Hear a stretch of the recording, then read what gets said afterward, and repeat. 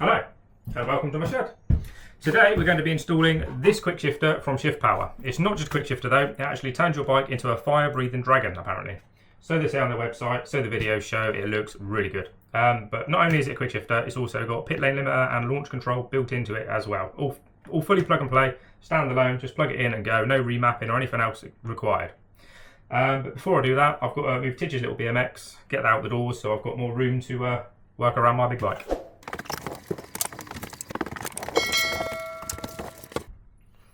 So, Tidge's bike is out of here. I've got more room to move around mine and do all this. So what I'm going to do is I'm going to get her behind the camera so she can follow me around and film what I'm doing. Right, let's get this done. First off, you just got to do these two bolts at the back of the seat and get the seat off. Once that's off, you can then get these two side panels off. Just one screw and they slide right off.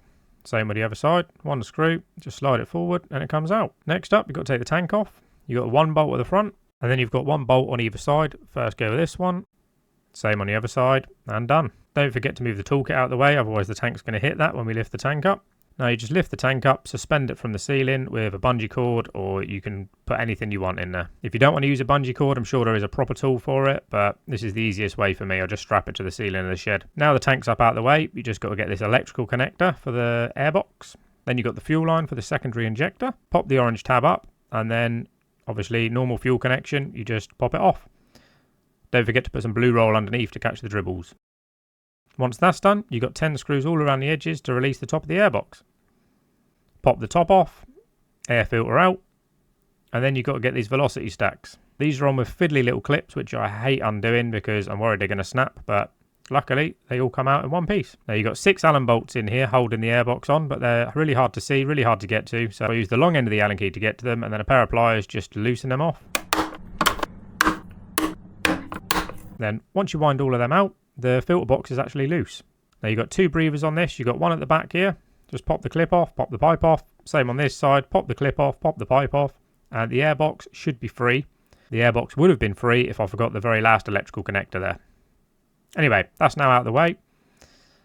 On to the next bit. You've got an electrical connection to take off there. Another one under there. And then you just got to pop that plastic through the grommet to free that up. Which then frees up this part of the intake, which you can just wiggle out of this hole. I'm pretty sure you're supposed to take more off to get that out of there. It's a bit of a tight squeeze, but it works.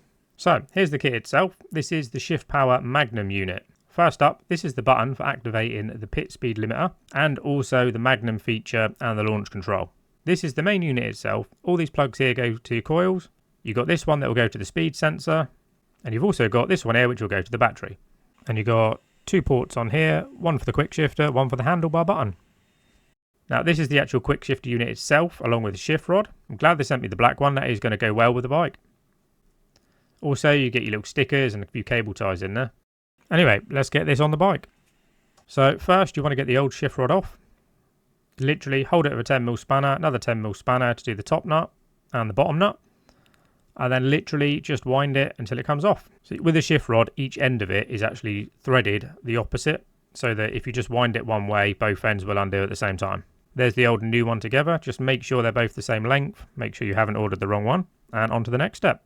So the way I've done this, I don't know whether it's backwards or not, but basically I took the shift rod off of the actual quickshifter unit to wind the quickshifter unit on to make sure the wiring didn't get caught up in anything, and just to make sure I got the shifter in the place that I wanted it. Once that's on there, just take the new shift rod and I'm going to put it on the same way I took the old one off. Just line both ends up and just wind it so that both ends wind in at the same time. Now all you've got to do is just make sure you do the nuts up, make sure everything's tight, make sure everything's lined up the way you want it. Now once you've got that secure and you're happy with the placement, next step is the important step. Don't forget to cable tie that wire. You have to do this for warranty purposes. If you don't do this and send them a picture, you will not be covered by the warranty. So make sure you don't skip this step, especially if you want it to last. So get the cable tie on there, snip the end off, and then just because I'm anal about these things and I want it to look nice, just decided to tuck the end around the back so you can't see it. Now just route your wiring up through the frame, make sure it's not going to chafe on anything, make sure it's not going to get caught when you put your tank back down, etc, etc. I'm sure you know what you're doing. And don't forget, important step, make sure there is enough slack at this end for it to move up and down. You don't want it so tight that it's going to be pulling on the wiring when you go to click down on your gear shifter. Now I've placed the unit in next to my power commander and my battery. That's where the unit's going to live because it's tucked out of the way. And now I'm just figuring out where my cables are going to go. Make sure they're going to be routed the right way. Make sure nothing's going to be in the way and they're going to reach. Once you've done that, next step is connect it up. So under this little bit of rubber, there are coils under there. You can't see them very well. I probably could have done more to expose them a little bit, but I can see what I'm doing. I can get in there to connect it. That's all good. So literally unplug coil number 1 or number 4, depending on which way you look at it. And then you just plug one of these connectors into the coil and the other one goes into your loom. It literally just sits in between the two connections to interrupt it. It's that simple. Just take your time with this step. Just make sure all your cabling's tucked out of the way. It's not going to chafe on anything. It's not going to get caught in anywhere. It's not going to melt on anything, etc, etc. On to number 2. You'll be able to see this one a little better. There's the coil. There's the connector. All you've got to do, pop that connector off. And then you literally plug one end of this into the loom when you get it the right way around. And then the other end goes on the coil. Just sits in between. Same again for number 3 and same again for number 4.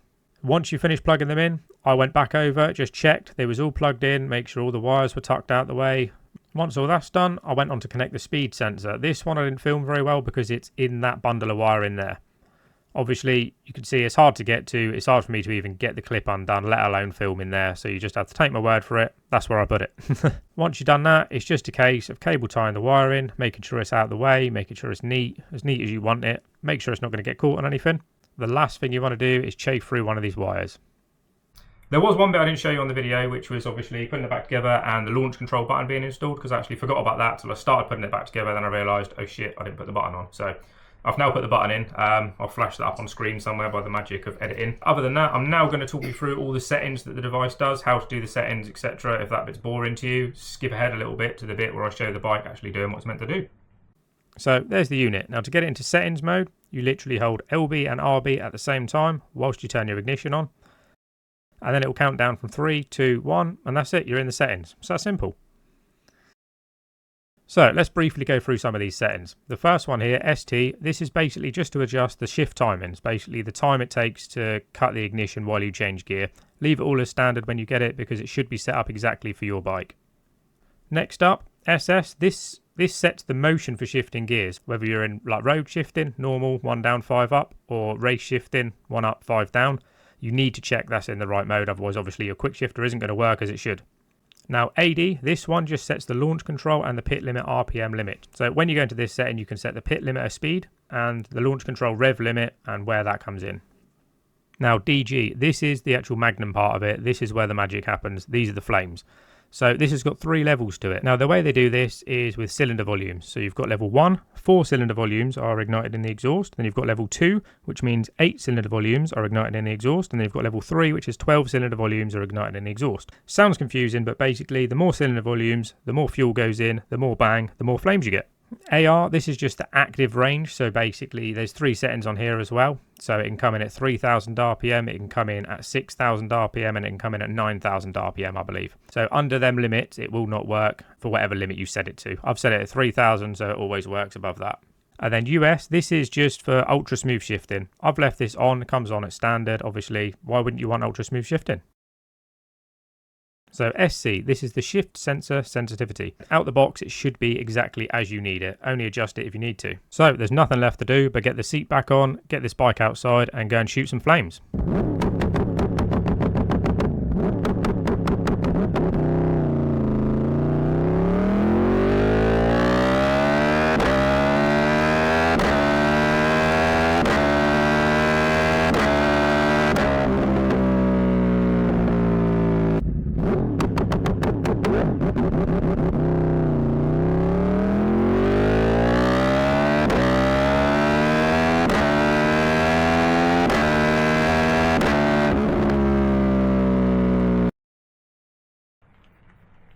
Like that. Is that alright? Yeah. You sure? I don't look like a Lego man?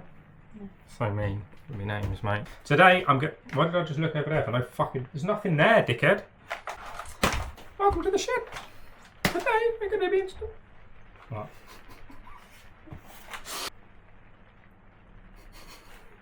What's wrong with you? I can't take myself seriously. There's a pit lane limiter. And more stuff. It's also got, I can see you fucking laughing at me. I'm welcome. Stop laughing at me. I will laugh at you. Why am I looking over there before I say anything? It's ghosts. Probably. Right. and a... Fucking hell, am I? Ed Matthews.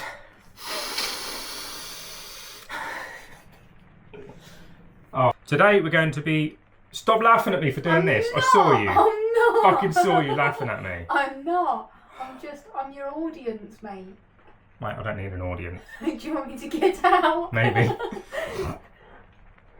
I don't know why I can't think when I look at that lens. I look at the lens and it's like, whoa, looking into my soul. I don't like cameras. Anyway, What? it says on the description, it turns your brake, pit lane limiter, and also launch control. And I don't know why I can't fucking just say that without a big hesitation. Why are you going so fast? Because I've got a lot to say, and I don't want to fuck it up. You don't need to go that fast. Ah, some element. Oh, never mind. Right. It sounds empty.